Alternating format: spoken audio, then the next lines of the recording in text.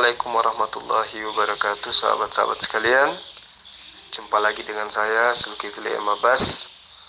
Kali ini saya berdiskusi dengan beberapa orang debater seperti biasa. Ada Lamsen Niobaho, ada Chris Dayanti, ya, pendeta dari Timur, dan juga ada siapa lagi, satu orang saya lupa namanya, sahabat-sahabat. Pastinya bahwa mereka anti terhadap kebenaran, mengaku sebagai pengikut Yesus, mengaku sebagai orang Yahudi, tetapi cerminan mulut mereka dan juga perilaku mereka, baik terhadap kita umat muslim maupun terhadap sang pencipta alam semesta, itu sedikit pun tidak ada pencerminan sebagai orang beriman. Jadi mereka hanya besar di mulut saja, tapi perilaku mereka barbar. Saya kira seperti itu, sahabat-sahabat sekalian. Terima kasih atas perhatiannya. Mohon maaf ketika ada kata-kata saya yang kurang berkenan. Namanya juga manusia biasa, ya kan? Yang pastinya saya senantiasa mendoakan sahabat semua kiranya dalam keadaan sehat walafiat, dibahagiakan bersama dengan keluarga. Salam dari saya pada sahabat-sahabat yang ada baik di luar negeri maupun di dalam negeri, yang ada di Sumatera, yang ada di Kalimantan, Pulau Jawa, di Papua dan seterusnya. Ya, mohon maaf kalau saya tidak bisa sebut satu persatu. Yang pastinya salam persahabatan dari saya, salam satu Tuhan, Allahu Akbar. Assalamualaikum warahmatullahi wabarakatuh.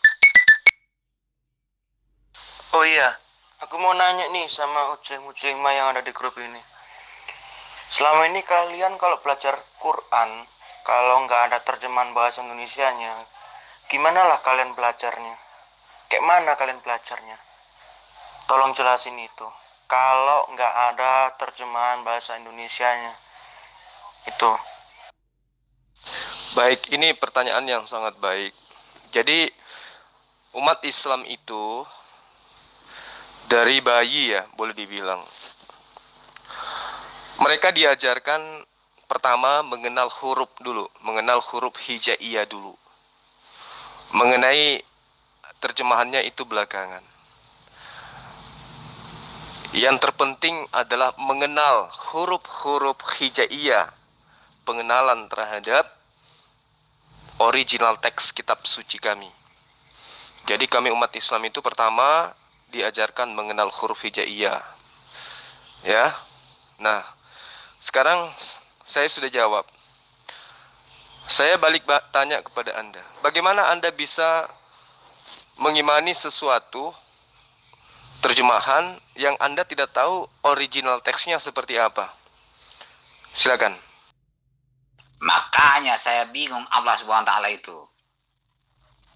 Dia memberi hidayah kepada orang yang dimana dikehendakinya. Kan gak semua orang. Malah Allah itu menipu orang supaya ada untuk penghuni neraka. Menipu manusia supaya ada penghuni neraka. Ya mungkin saya juga ditipu sama dia supaya saya jadi penghuni neraka. Maka saya bingung Allah SWT itu sifat itu bagaimana. Nah sekarang gini contohnya ya. Saya ini mu'alaf ya, baru tadi siang ya. Nah dengan kejadian ini Allah sudah memberikan pesan kepada Pak Lamsen, ya. Paham nggak Pak Lamsen? Allah sudah memberikan pesan kepada Pak Lamsen, ya. Gitu, jangan jadi Allah memilih orang yang dia kehendaki dikasih hidayah, bukan. Ini termasuk hidayah buat Pak Lamsen. Tolong pahamin Pak Lamsen, ya. Loh, masa saya aja menolak hidayah? Tadi kamu bilang kalau sudah Allah beri hidayah kepada seseorang tidak bisa ditolak. Mana bisa ditolak? Kamu yang ngomong. Baca ayatnya. Allah itu memberi hidayah kepada siapa yang dikehendakinya. Bukan kepada semua orang dikasih hidayah. Coba baca ayat di mana tertulis itu. Kamu yang tahu Al-Quran. Sekarang Anda menyembah Yesus itu karena ditipu atau karena Anda mau sendiri? Silakan Tuan Lamsen. Sekarang gini, Tuan Lamsen nyembah Yesus. Apakah ada paksaan? Tidak kan? Nah, sekarang gini, ada tidak yang menyampaikan ke Bapak bahwa Yesus itu bukan Tuhan? Ada kan? Ada tidak yang menyampaikan ke Pak Lamsen bahwa Allah itu satu-satunya Tuhan sembahan Bani Israel? Ada kan? Nah sekarang, kenapa Tuhan tidak bersyahadat? Kenapa Tuhan tetap menyembah kepada Yesus? Siapa yang mengajarkan Tuhan Lamsen menyembah kepada Yesus? Ayo. Nah ketika Anda memutuskan menjadi tetap menyembah kepada Yesus, yaitu menjadi kafir, maka Allah mengikuti apa yang Anda mau. Begitu juga ketika Anda ingin bersyahadat, berarti ada kebenaran yang sudah Anda temukan dalam kehidupan Anda. Nah, berarti Allah juga menghendaki hal itu terjadi. Apapun itu atas kehendak Allah. Nah, ini yang Anda tidak pahami. Makanya dalam ajaran agama Islam itu ada keyakinan untuk beriman kepada takdir yang telah ditetapkan oleh Allah. Itu yang perlu Tuan Lamsen pahami dengan baik. Misalkan saya mengikuti orang, Alkitab saya berkata, jangan kamu mengikuti orang. Karena manusia itu banyak salahnya. Salah semua, tidak ada yang benar. Saya mengikuti Yesus kok. Masa kamu saya ikutin? Itu ajaran setan itu. Kalau saya mengikuti orang, ajaran setan. Yesus itu menyembah kepada Allah. Yesus tidak menyembah kepada Yesus. Yang Anda maksud Anda mengikuti Yesus itu apanya? Apa dari ajaran Yesus yang Anda ikuti, Tuan Lamsen? Pertanyaanmu tanpa dasar. Pertanyaanmu tanpa dasar. Saya tidak mau jawab. Kalau mau membuat pertanyaan itu, tanyakan hal-hal yang diajarkan Alkitab saya, yang tidak dipahami. Begitu kalau bertanya. Kalau bertanya di luar ajaran Alkitab saya, tidak akan saya jawab. Kamu ustadz besar kok, membuat pertanyaan yang tidak-tidak. Dasarnya adalah Tuhan menyembah Yesus. Kalau menyembah Yesus itu tidak ada dasarnya, terus kenapa Anda lakukan? Yesus menyembah kepada Allah. Yesus tidak pernah mencontohkan menyembah kepada dirinya. Terus kenapa Tuhan menyembah Yesus? Ikut siapa Tuhan? Saya tidak percaya kepada pernyataan-pernyataan yang tidak bisa dibuktikan. Saya tidak percaya. Saya tidak percaya kepada pernyataan yang tidak menyaksikan peristiwa.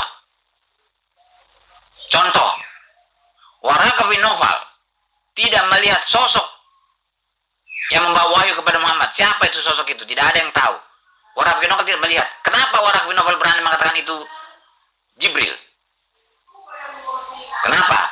Berdasarkan apa ditahu itu? Ya, Muhammad sendiri yang melihat, yang mengalami dan merasakan, tidak kenal itu Jibril. Malah dia ketakutan. Dia kira itu jin atau iblis atau setan. Istrinya mengatakan, tidak mungkin jin datang kepada kamu, tidak mungkin iblis datang kepada kamu. Lalu diperkuat oleh Waraka bin Nawfal bahwa itu bukan jin, bukan setan, itu adalah Jibril. Masa orang yang tidak melihat, orang yang tidak mendengar, menyaksikan hal-hal yang tidak diketahui? Bagi saya hal-hal itu adalah tidak benar. Jibril itu makhluk gaib. Ya, apapun bisa terjadi secara analisa akal tentang hal-hal yang gaib. Sekarang saya tidak berbicara mengenai hal-hal yang gaib, yang nyata aja di depan mata.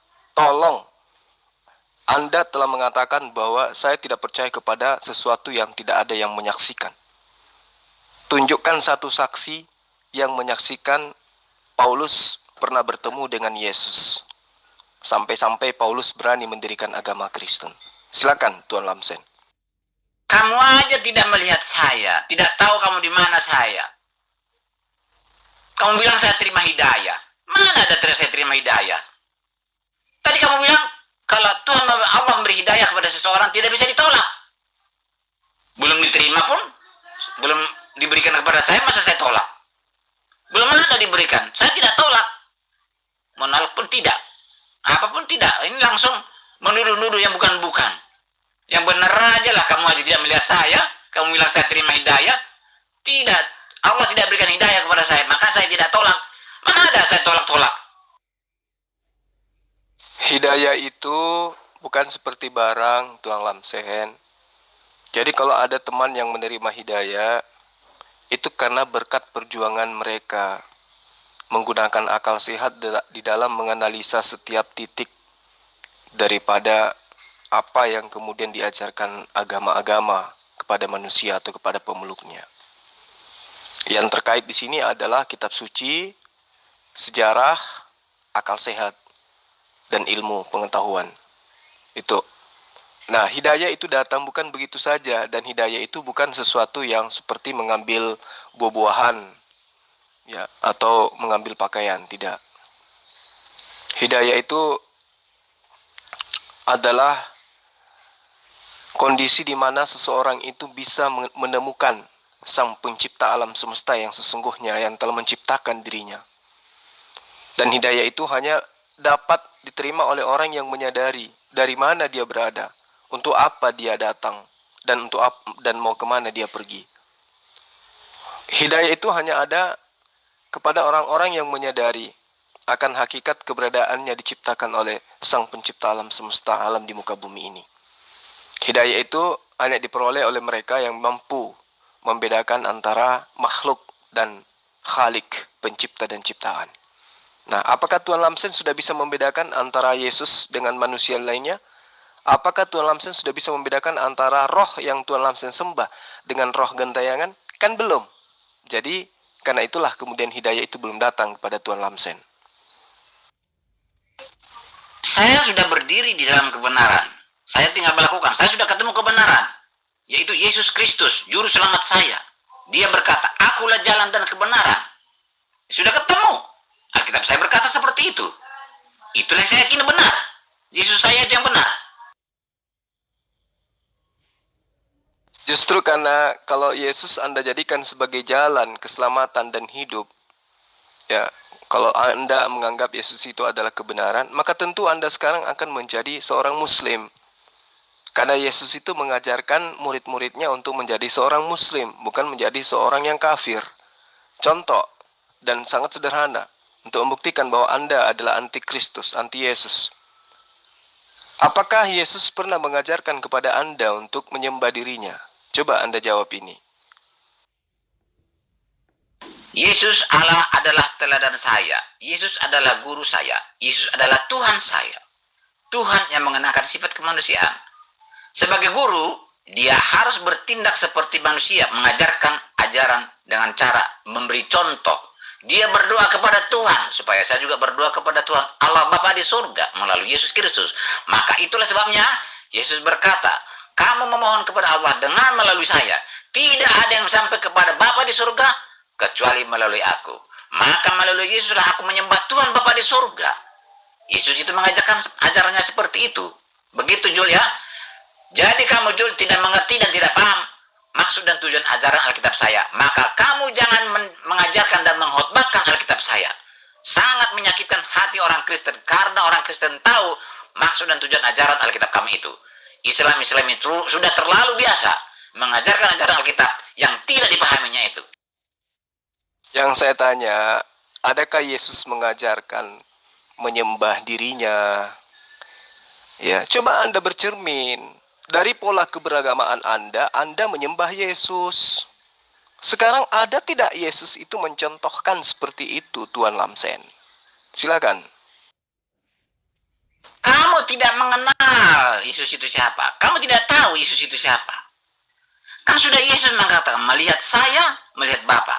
Mengenal saya, mengenal Bapa di surga. Artinya kalau saya menyembah Yesus, menyembah Bapa di surga. Segala sesuatu tidak akan sampai ke Bapa kalau tidak melalui dia. Akhirnya saya menyembah Bapa di surga melalui Yesus. Apa salahnya?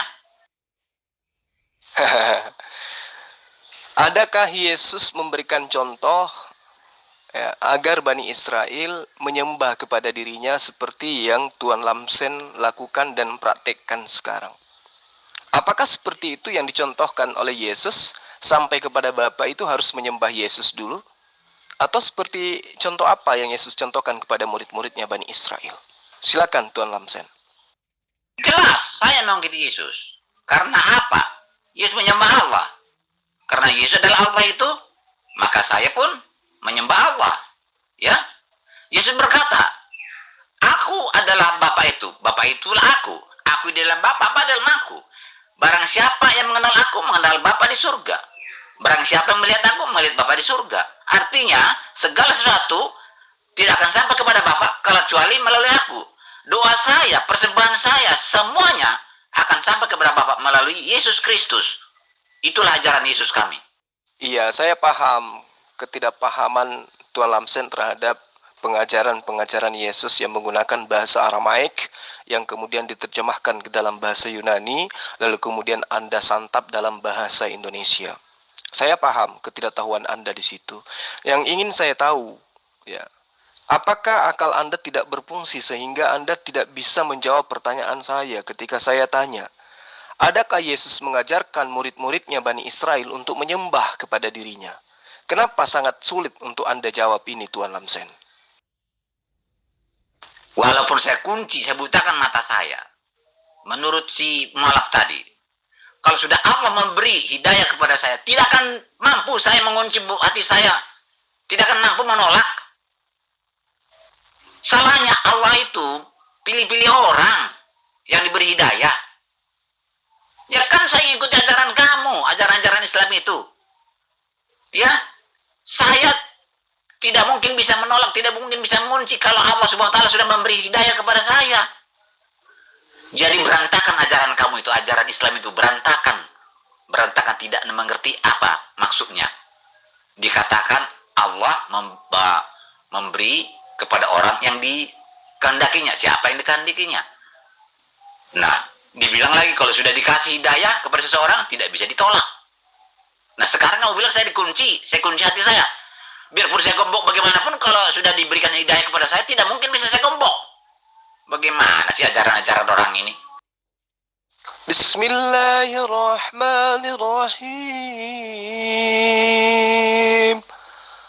وقال الذين لا يعلمون لولا يكلمنا الله أو تأتينا آية كذلك قال الذين من قبلهم مثل قولهم تشابهت قلوبهم قد بينا الآيات لقوم يوقنون. Dan orang-orang yang tidak mengetahui berkata, mengapa Allah tidak langsung berbicara dengan kami atau datang tanda-tanda kekuasaannya kepada kami. Demikian pula orang-orang yang sebelum mereka telah mengatakan seperti ucapan itu. Demikian juga Pak Lamsen, hati mereka serupa. Sesungguhnya kami telah menjelaskan tanda-tanda kekuasaan kami kepada kaum yang yakin. Tanda-tanda sudah Allah berikan. Yesus manusia. Tanda-tanda Yesus sujud, berdoa, disunat, puasa, mati. Tetapi tetap saja Anda sembah. Ini yang dimaksud oleh Al-Quran.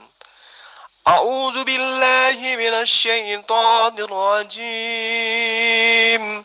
Yas'alunaka 'anil khamri wal maisir.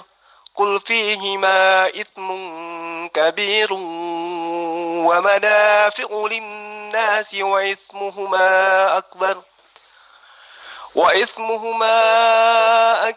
min naf'ihima wa yas'alunaka mata yunfikun. Qulil afw kadzalika yubayyinu Allahu lakumul ayati la'allakum tatafakkarun. Mereka bertanya kepadamu tentang khamar dan judi. Katakanlah, pada keduanya terdapat dosa yang besar dan beberapa manfaat bagi manusia, tetapi dosa keduanya lebih besar dari manfaatnya. Dan mereka bertanya kepadamu apa yang mereka nafkahkan. Katakanlah, yang lebih dari keperluan. Demikianlah Allah menerangkan ayatnya kepada mereka agar supaya kamu berfikir. A'udzu billahi minasyaitonir rajim. Ayawaddu ahadukum an takuna lahu jannatun min nakhilin wa 'anabin tajri min tahtiha al-anhar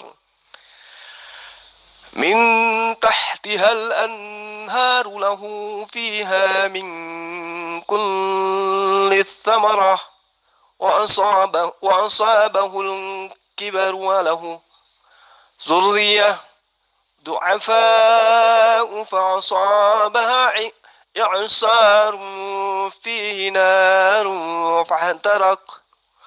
فاحترقت كذلك يبين الله لكم الآيات لعلكم تتفكرون يا أهل الكتاب لم تحاجون في إبراهيم وما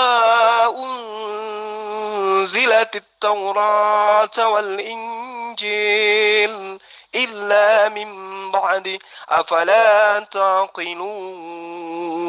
Hai ahli kitab, mengapa kamu membantah tentang hal Ibrahim, padahal padahal Taurat dan Injil tidak diturunkan melainkan sesudah Ibrahim? Apakah kamu tidak berpikir? Jadi Al-Quran itu selalu mengatakan kepada manusia, Pak Lamsen, ya, in kuntum ta'qilun, afala ta'qilun, ya, afala tatafakkarun. Mengapa engkau tidak berpikir? Mengapa engkau tidak memahami? Mengapa engkau tidak mencerna? Kenapa engkau tidak mendalami? Padahal tanda-tanda sudah diberikan kepadamu. Wama, ya, dan apakah hayautud dunya illa li ibn waladdarul akhiratu khairul lilladzina yattaqun afala ta'qilun. Lagi-lagi, mengapakah tidak kamu memahaminya? Mengapakah engkau tidak mempermainkan? Mengapakah engkau tidak mendalaminya, mentadaburinya, memikirkannya? Dan tiadalah kehidupan dunia ini selain hanya main-main dan senda gurau. Dan sungguh kampung akhirat itu lebih baik dari orang-orang yang bertakwa. Afala ta'qilun. Jadi Al-Quran itu senantiasa hanya diperuntukkan kepada orang-orang yang mau berpikir, Tuan Lamsen. Kalau Anda tidak berpikir, tidak menggunakan akal, hanya imani saja, asumsi saja, takiyah di dalam beriman, maka tempat Anda adalah neraka. Karena Al-Quran selalu mengatakan, afala tatafakkarun. Maka apakah kamu tidak memikirkannya? Seperti itu, Tuan Lamsen. Kamu itu Jul mengajarkan hal-hal yang tidak kamu ketahui. Bertanyalah tentang hal-hal yang tidak kamu tahu. Tidak ada ajaran seperti itu dalam Alkitab. Paulus mendirikan aja Kristen, tidak ada. Mengarang aja. Tidak pernah Paulus mendirikan Kristen, tidak pernah. Itu artinya kamu itu hanya memelintir ajaran-ajaran Alkitab kami. Saya tidak pernah mengatakan siapa saksinya, tidak. Saya tidak pernah mengatakan seperti itu. Saya lebih percaya kepada orang yang melihat dan menyaksikan. Itu saya katakan. Contoh, Muhammad kan yang mengalami didatangi sosok yang tidak dia kenal.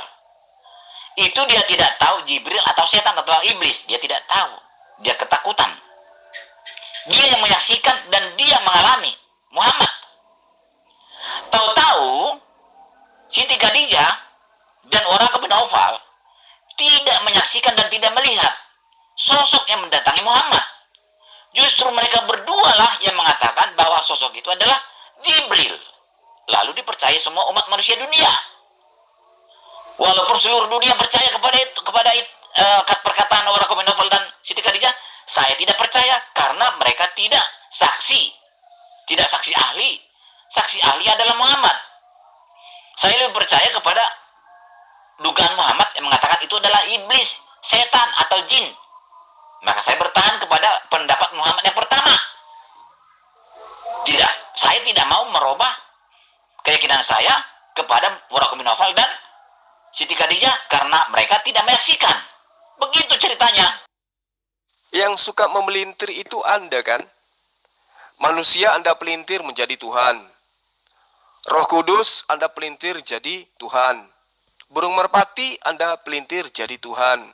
Manusia Anda pelintir jadi Tuhan.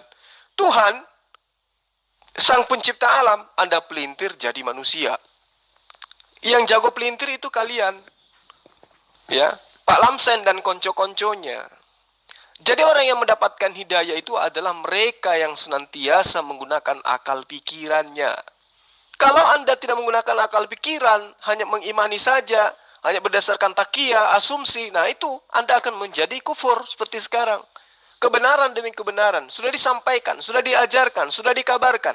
Tapi apa yang Anda lakukan? Membangkang, menutup diri akan kebenaran. Tetap aja Anda menjadi kafir, tetap aja Anda menyembah Yesus.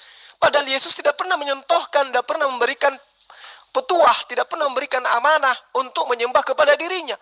Bahkan dia katakan hidup kekal itu adalah mereka mengenal engkau satu-satunya Allah yang benar dan mengenal aku sebagai utusan.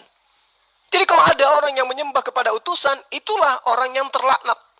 Apalagi mereka yang sudah diajarkan kebenaran, apalagi mereka yang sudah bertemu dengan Zulkifli, sudah disampaikan oleh Zulkifli, sudah diajarkan oleh Zulkifli siang malam, tetap saja kekeh menyembah kepada manusia anak Maria, maka dia akan kekal di dalam neraka jahanam. Paham tidak sampai situ Tuan Lamsen? Nah. Itulah saya tidak senangnya Kamang Mujul, mengarang-arang aja. Al-Quran yang mengatakan bahwa hidayah itu diberikan kepada orang yang dikehendakinya. Maka saya katakan, saya benci kepada Allah.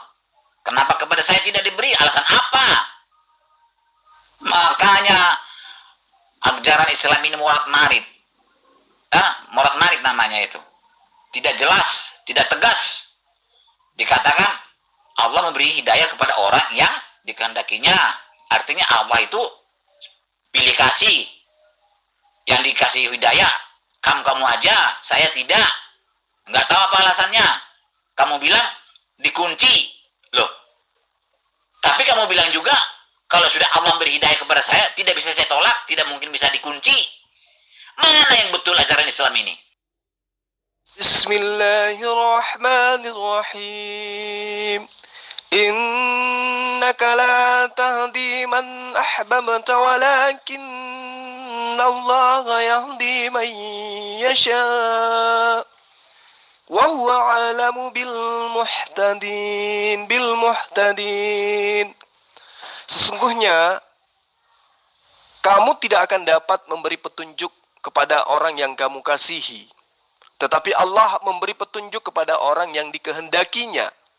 Dan Allah lebih mengetahui orang-orang yang mau menerima petunjuk. Jadi Allah itu memberikan hidayah kepada yang Allah kehendaki. Bukan kepada orang yang Allah tidak kehendaki. Nah, kepada siapa orang-orang yang Allah kehendaki mendapatkan hidayah? Kepada orang-orang yang menggunakan akal pikiran. Pada orang-orang yang menggunakan akal sehat. Bukan kepada Tuan Lamsen yang tidak menggunakan akal sehat. Sudah tahu Yesus manusia masih disembah. Sudah tahu bahwa Yesus hanya untuk Bani Israel, ngaku situ yang orang Batak sebagai pengikutnya. Sudah tahu Yesus mengaku kepada Allah, kepada kaumnya, bahwa dia adalah hamba Tuhan, hamba Allah. Tuan Lamsen masih menyembahnya. Maka tidak mungkin Allah menghendaki orang seperti Anda ini untuk menjadi seorang mu'alaf.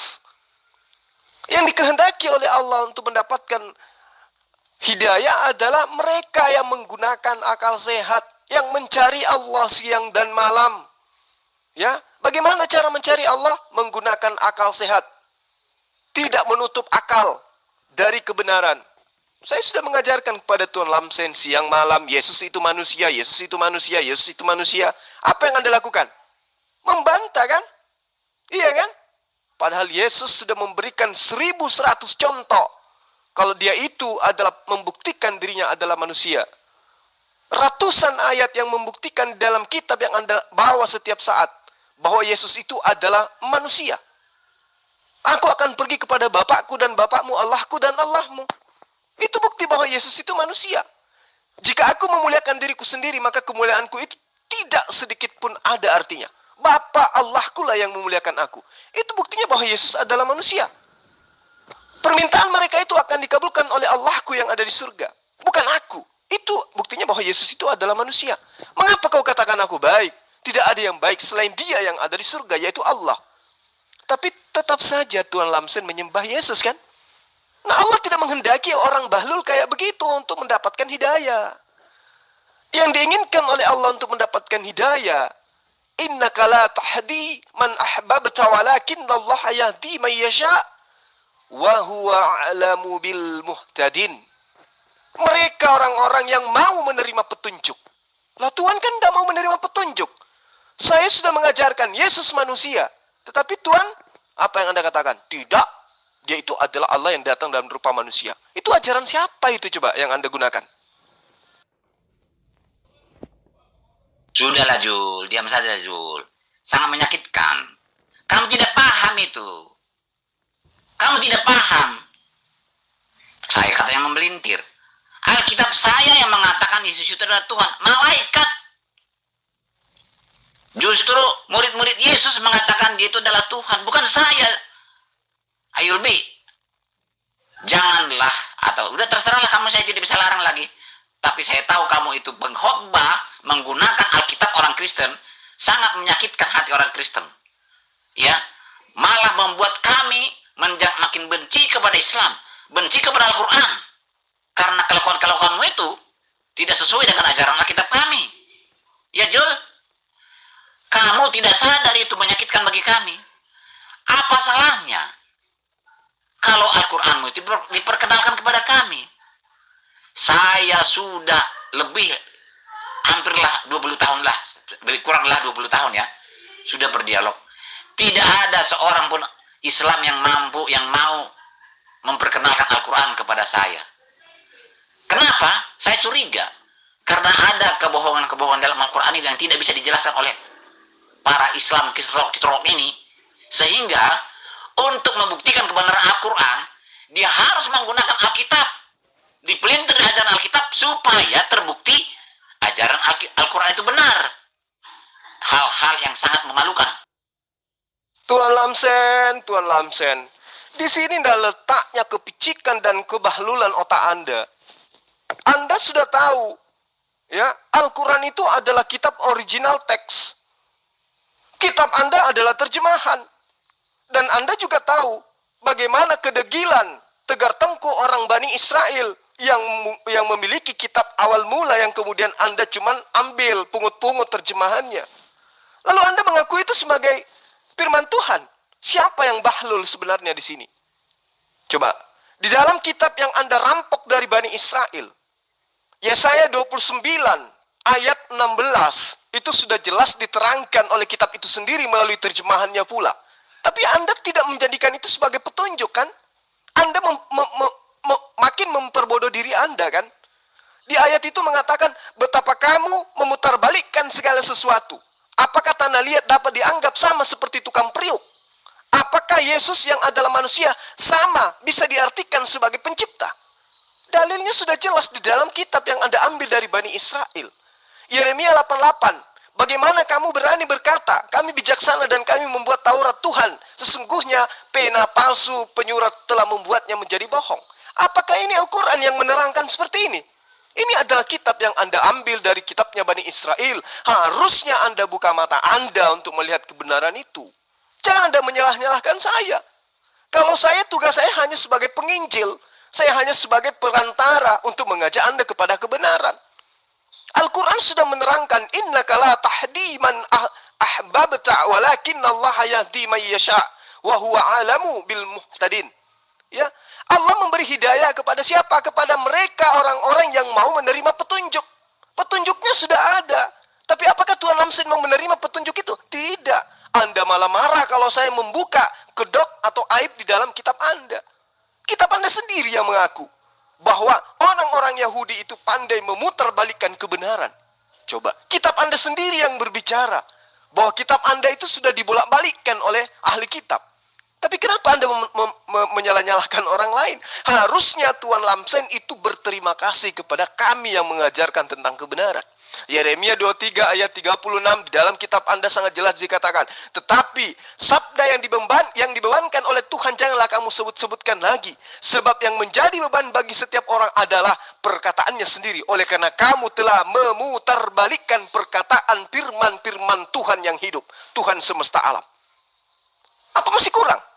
Lalu kitab yang sudah diputarbalikkan dengan perkataan-perkataan ahli kitab, Anda ingin menjadikan itu sebagai pembuktian kebenaran? Anda salah.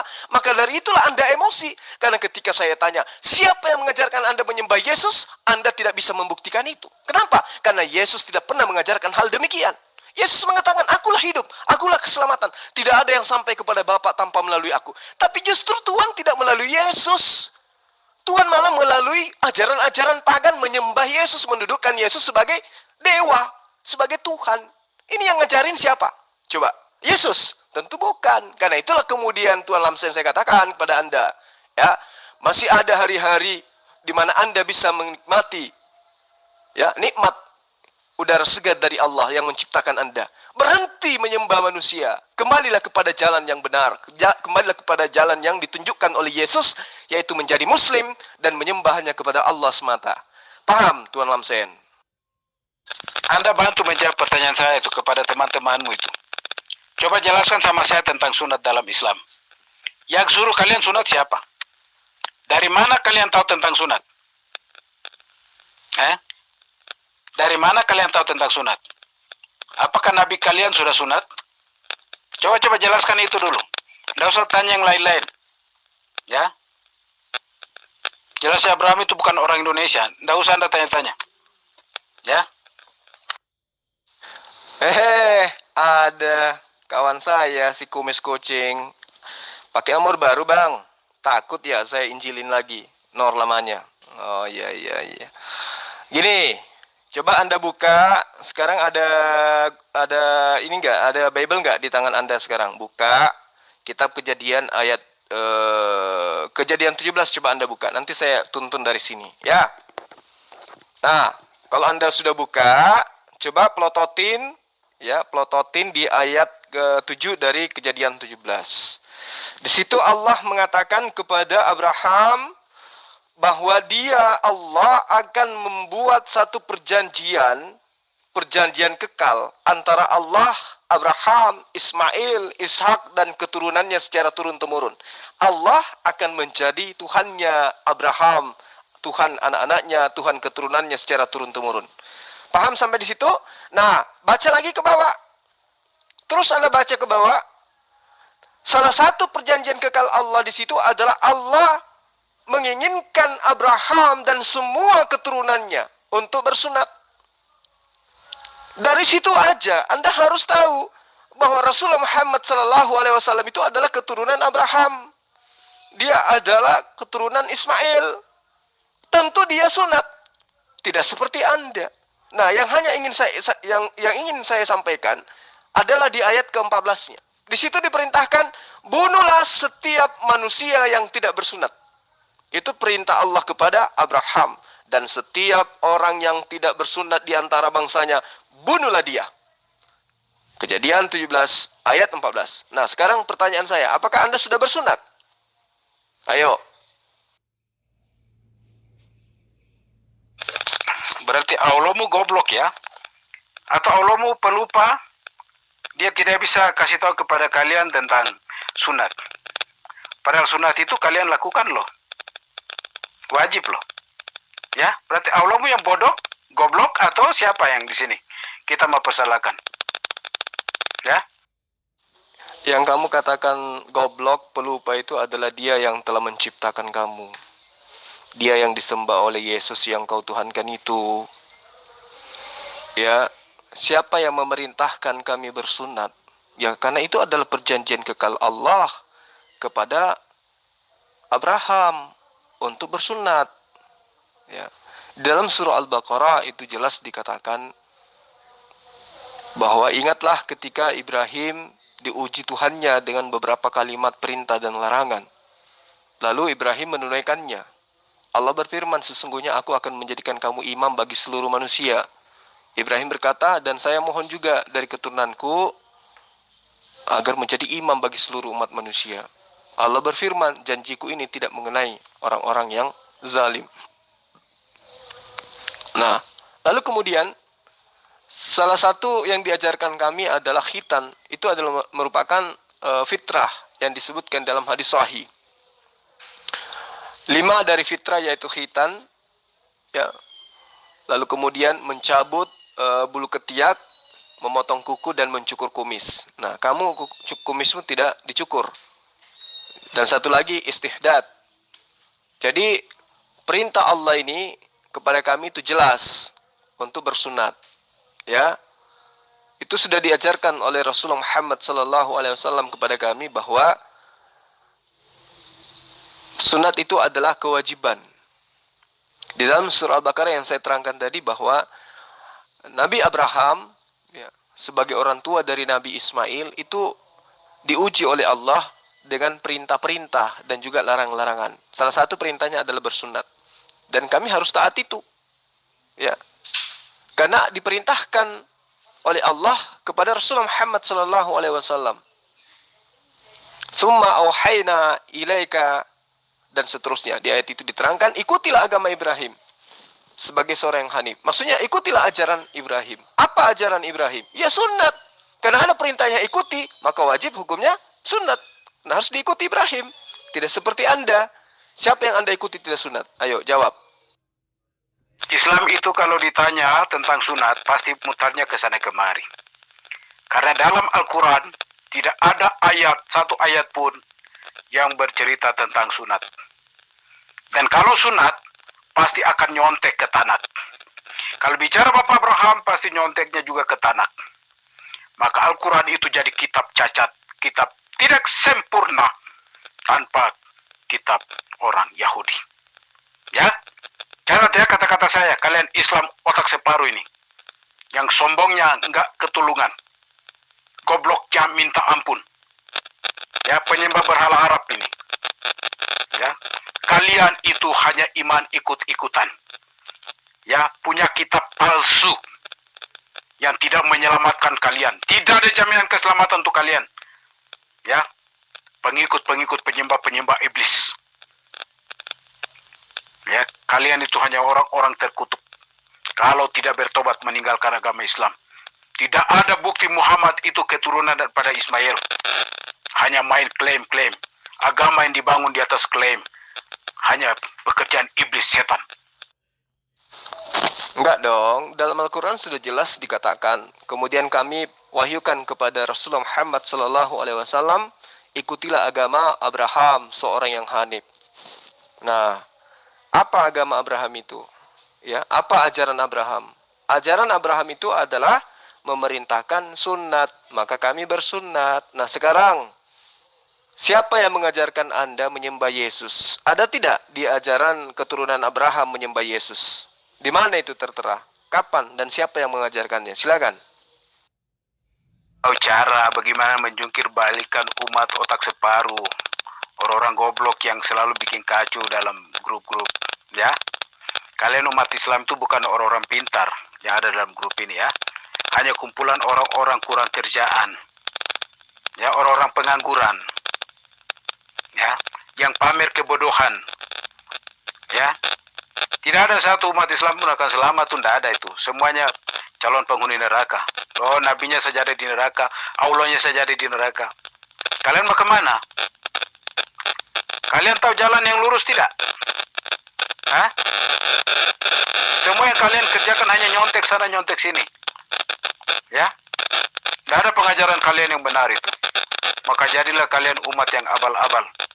Otak tidak betul satu. Nafsunya aja yang digembar-gembar ke sana kemari. Gila. Edan. Curhat nih Ayo, kamu udah sunat belum? Ya, kumisnya udah dirapiin nggak?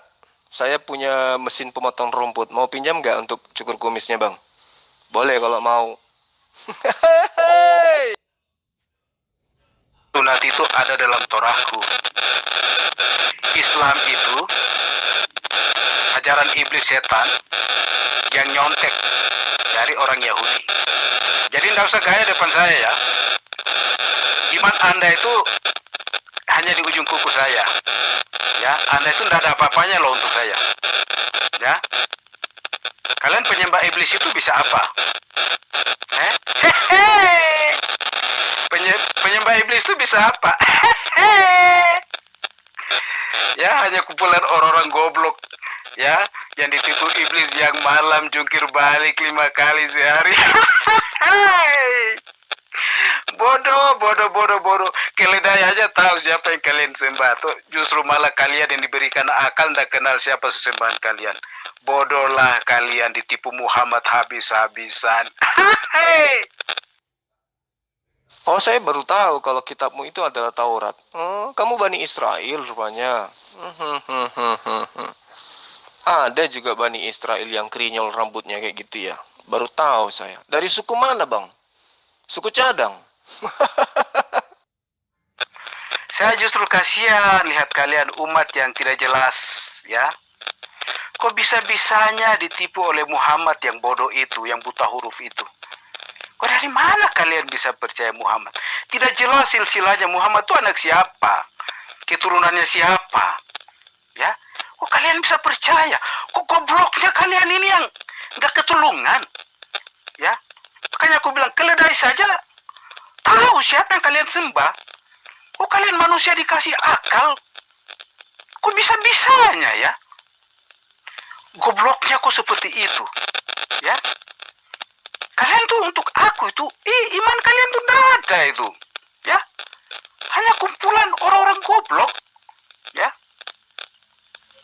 Tidak diajar dengan benar, ya? Kalian tuh nggak punya iman, ya? Pengetahuan sih ada, iman nggak ada. Sesembahanmu aja Anda tidak pernah tahu siapa dia, ya? Kalian itu beragama sebenarnya untuk apa sih? Ya? Ngapain kalian beragama? Lebih baik orang ateis daripada kalian Islam ini. Hanya kumpulan orang goblok, ya? Nah, sekarang pendiri Kristen itu siapa? Siapa nama bapaknya Paulus? Nama ibunya siapa? Kemudian Paulus itu silsilahnya dari Abraham itu dari suku mana? Coba berhentilah menghujat ya.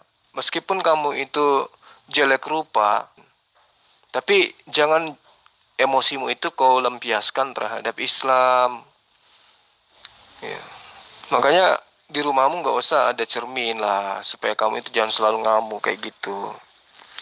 Saya sadar ya bahwa kodratmu memang sudah ditakdirkan seperti itu ya. Kamu jangan tidak terima lantas kemudian kamu maki-maki Islam. Di sini tidak ada yang memaki agamamu, tidak ada yang mencaci maki Tuhanmu, tidak ada yang mencaci maki juga kau punya agama. Ya, kita hanya menyampaikan kebenaran. Nah, kalau kamu tidak puas dengan wajahmu yang seperti rel kereta api yang kena bom, ya terima aja, tapi jangan kemudian sakit hatimu itu kau lampiaskan kepada Islam, kawan. Anda itu hidup dari kitab nyontek, kitab orang Yahudi.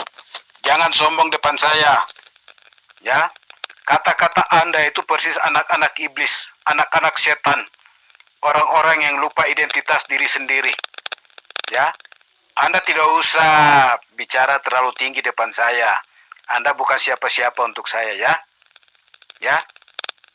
Bahkan sesembahanmu saja Anda tidak pernah tahu siapa dia. Ya, Anda jungkir balik tiap hari itu. 5 kali sehari sampai jidatmu itu hitam. Anda sembah siapa? Karena sesembahanmu tidak jelas, Anda juga punya otak tidak jelas. Ya, maka jadilah Anda lebih goblok daripada keledai. Keledai itu pasti tahu siapa sesembahan kalian, tapi kalian sendiri umat Islam tidak kenal siapa sesembahan kalian. Itulah bodohnya kalian, lebih bodoh dari keledai. Yang kami sembah itu adalah yang menciptakan Yesus, yang Yesus juga sembah. Itu yang kami sembah. Nah, sekarang kamu sembah siapa? Coba terangkan di sini, sembahanmu itu seperti apa? Coba tunjukkan. Kalau menurut Anda, Yesua itu siapa? Anda jawab dulu sama saya. Menurut Anda, Yesua itu siapa?